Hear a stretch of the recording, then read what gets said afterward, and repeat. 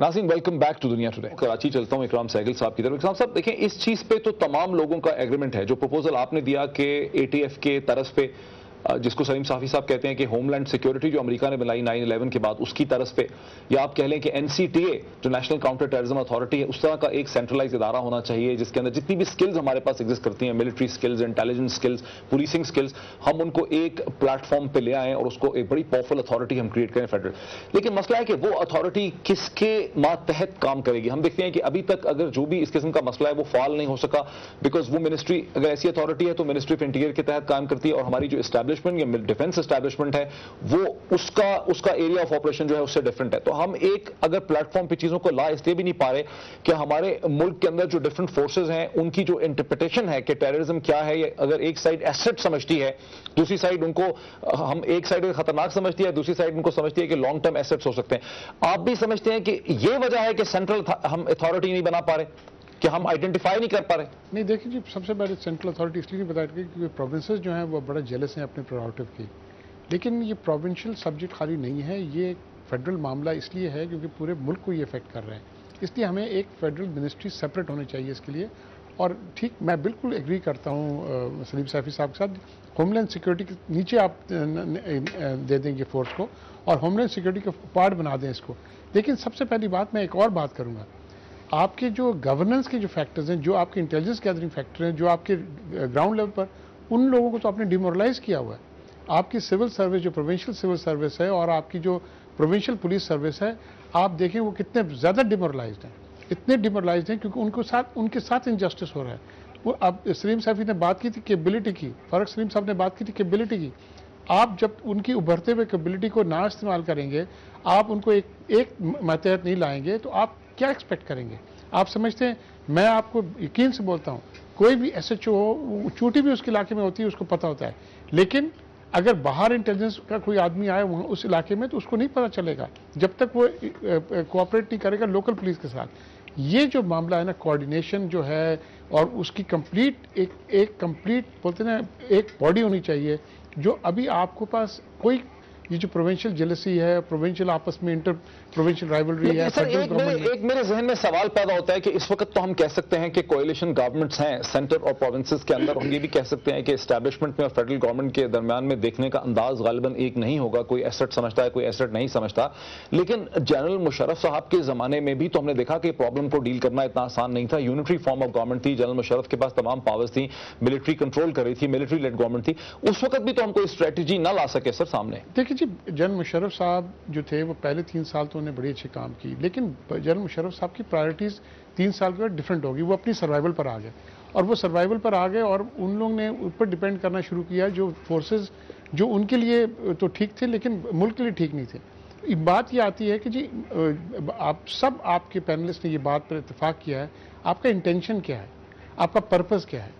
आपकी जब तक इंटेंशन और पर्पस क्लियरली डेलिनेट नहीं होगी और आपकी एम जो होगी वो क्लियर नहीं होगी, आप कुछ भी नहीं कर सकते। अभी आपके पास, मैं आपको बड़ा क्लियरली एक बात कर दूं, जब तक आपके पास बिल्कुल पर्पसफुली क्रिएटेड एक फोर्स नहीं होगी, और आपके पास मतलब है, जिस तरह सलीम सैफी साहब ने बात की, एक होमलैंड सिक्योरिटी टाइप एक अदारा नहीं होगा जो कोऑर्डिनेट करेगी। देखिए, कलेक्शन, कोलेशन, लेकिन सर किसके अंडर काम करेगा सर? ये मुझे बताएं सर कि कॉन्स्टिट्यूशन किसके अंडर होगा? मैं बोलता हूं जी, वो एक सेपरेट मिनिस्ट्री हो जो प्राइम मिनिस्टर के डायरेक्टली काम करे। बिकॉज आप जब तक ये नहीं करेंगे, कब तक ये नहीं होगा? जब तक, देखें, ये आप जब एक डिजास्टर होता है, आप नेशनल डिजास्टर मैनेजमेंट अथॉरिटी बना देते हैं। जब आपके पास नारकोटिक्स की प्रॉब्लम है, आपने एंटी नारकोटिक्स फोर्स कर दिया। लेकिन क्योंकि आपके पास मिनिस्टर ऑफ इंटीरियर तैयार नहीं है कि आप एक वो इदारा क्रिएट होने दे सेपरेटली, क्यों? अपनी कैपेबिलिटी नहीं है।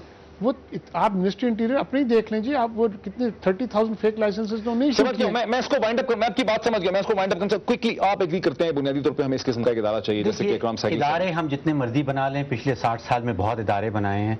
जो इदारे मुल्क के होते हैं वो एक डॉक्ट्रिन से फ्लो करते हैं। डॉक्ट्रिन होना चाहिए। हमारा नेशनल सिक्योरिटी डॉक्ट्रिन जो है, उसमें जब तक इन एलिमेंट्स का एक इंपॉर्टेंट रोल रहेगा, आप चाहे काउंटर इंसर्जेंसी फोर्स बनाएं, काउंटर टेररिज्म फोर्स बनाएं, जब तक हम अपनी नेशनल सिक्योरिटी डॉक्ट्रिन को नहीं बदलेंगे और उनमें इन एलिमेंट्स का एक क्रिटिकल रोल नहीं होगा, इदारों का फायदा नहीं होगा। जी मैं बिल्कुल 100% एग्री करता हूं कि पहल उस वहां से होनी चाहिए जिसकी डॉक्टर साहब ने निशानदेही की है कि दोस्त दुश्मन मुतय्यन कर ले, एसेट और मैनेज का तफरीक कर ले, उसके बाद आगे। जनाब नहीं, मैं एग्री करता हूं, लेकिन हम हालती जंग में हैं और जो काम आप सौंपना चाह रहे हैं वो सिर्फ और सिर्फ मिलिट्री इंटेलिजेंस और आईएसआई कर सकती है।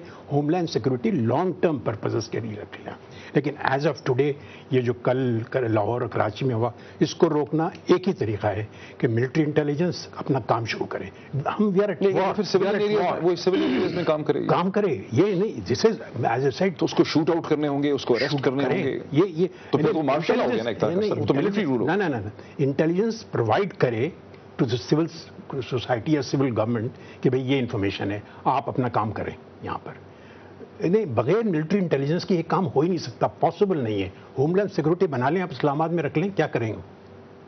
तो यू हैव टू आपका एक मतलब वोट ऑफ डिफरेंस इसमें आ जाता है। इस डिस्कशन को हम वाइंड अप करते हैं। नाज़रीन, इस बहस के नतीजे में, इस बहस का नुक्ता आगाज ये है कि जो दहशतगर्दी के हमले हैं पाकिस्तान के खिलाफ, जो सुसाइड बॉम्बिंग है, ये महज हलाकत या दुख और गम नहीं है, इससे बहुत भड़के है।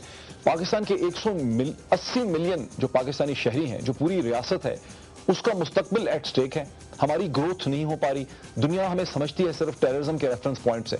जरूरत इस चीज की है, गालिबन जरूरत इस चीज की है कि जो भी सलाहियतें, जो भी कैपेसिटीज, जो भी एबिलिटीज हमारे पास मौजूद हैं, मिलिट्री कैपेबिलिटी है, इंटेलिजेंस कैपेबिलिटी है, पुलिसिंग कैपेबिलिटी है, साइकोलॉजिकल अंडरस्टैंडिंग कैपेबिलिटी है, उन तमाम सलाहियतों को हम उस तरह से एक प्लेटफॉर्म पर ला सकें जिस तरह से अमेरिका में होमलैंड सिक्योरिटी बनाई गई, जैसे माजी में हमने एंटी नारकोटिक फोर्स जो है ANF उसे क्रिएट किया था, या एक जमाने में हमने एयरपोर्ट्स को गार्ड करने के लिए स्पेशलाइज एजेंसी बनाई एयरपोर्ट सिक्योरिटी फोर्स की तरह। हमें एक स्पेशलाइज फाल इदारा चाहिए जो डायरेक्टली प्राइम मिनिस्टर के अंडर काम करता हो, गालिबन मिनिस्ट्री ऑफ इंटीरियर के अंदर काम ना करता हो, प्राइम मिनिस्टर के डायरेक्टली अंडर काम करता हो। हमें एक ऐसा फाल इदारा चाहिए जो पाकिस्तान के अंदर टेररिज्म को फाइट बैक करे। देखते रहिए बेहतर से बेहतर तज्जिए के लिए दुनिया टुडे। बहुत शुक्रिया।